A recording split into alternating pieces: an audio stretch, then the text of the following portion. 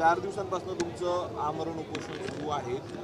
आश्वासन सरकारनं देण्याऐवजी वादग्रस्त वक्तव्य केले जात आहेत। विखे पाटील असं म्हणाले की कर्जमाफीचं आश्वासन आम्ही जनतेला दिलं आहे, पण ते आजच झाले पाहिजे असं काही नाही आणि त्यासाठी उपोषणाचा मार्ग हा मार्ग नाही असं देखील राधाकृष्ण विखे पाटलांनी म्हटलंय। कसं पाहता? त्यांनी असं म्हटलं आहे की प्रसिद्धीसाठी करतंय वगैरे। माझं असं मत आहे की विखे पाटीलजी तुम्ही भाजपामध्ये आले आणि तुम्हाला जे गुरमी आहे उपोषण करण्याची काही गरज नाही। आज 2000 आत्महत्या झाल्या। कोण गेलं तुमच्या सरकारापैकी तिथं? तुम्ही तरी गेले का तिकडे कुठेतरी? आणि मग उलट त्या शेतकऱ्याचा आवाज होण्याचा आम्ही जो प्रयत्न करतो आहे तो दाबण्याचा प्रयत्न करू नका। तुम्ही तुमच्या पवरा साखर कारखान्यामध्ये 3400 रुपये हमीभाव जाहीर केला सरकारनं, तुम्ही 3000 रुपये भावानं खरेदी करताय। कार्यक्षेत्राच्या बाहेर 2800, म्हणजे आपण पाहतोय 400-600 रुपयाची दांडी मारता शेतकऱ्याची।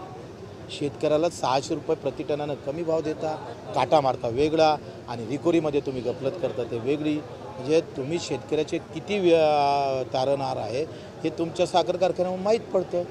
आणि तुम्ही आमचं उपोषण नका काढू हो।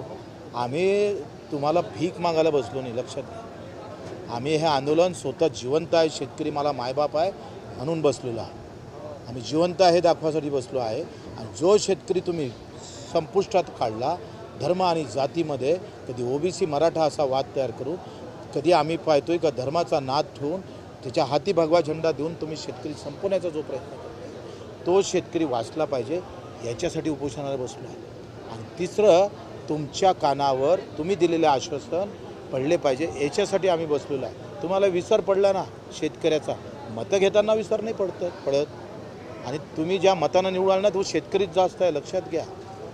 तुम्ही त्याला जर अशा पद्धतीनं दुर्लक्ष करत असाल आणि त्याचे हे आंदोलन निवड बच्चू कडूचं राहिलं नाही, हे शेतकरी शेतमजुराचं आंदोलन राहिलं, त्याचा फटका नक्की तुम्हाला बसल्याशिवाय राहणार। शेवटला त्यांनी असं म्हटलं की बच्चू कडू स्वतः दोन पक्ष सोडून आला नाही हां सत्तेसाठी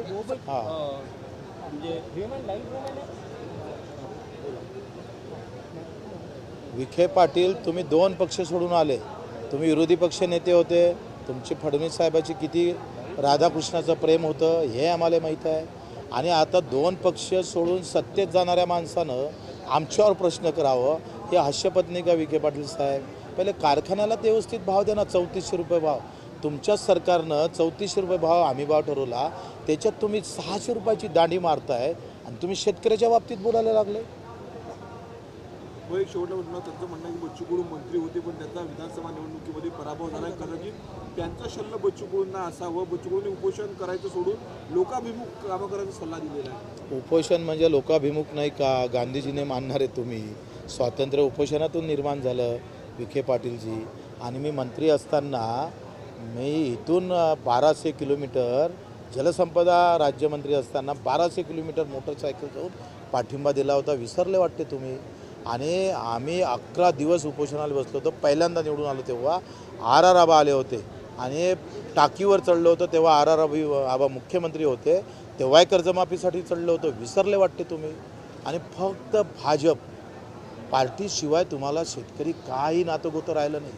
पार्टी तिकीट देतं त्याचं गुणगाव गाव, अख्खी गुलामी तुम्ही पार्टीसाठी करणार, कारण त्यानं पद दिलं तुम्हाला मंत्रीपद, त्याच्याशिवाय तुम्हाला शेतकऱ्याचा कळवळा येणार कसा विखे पाटील?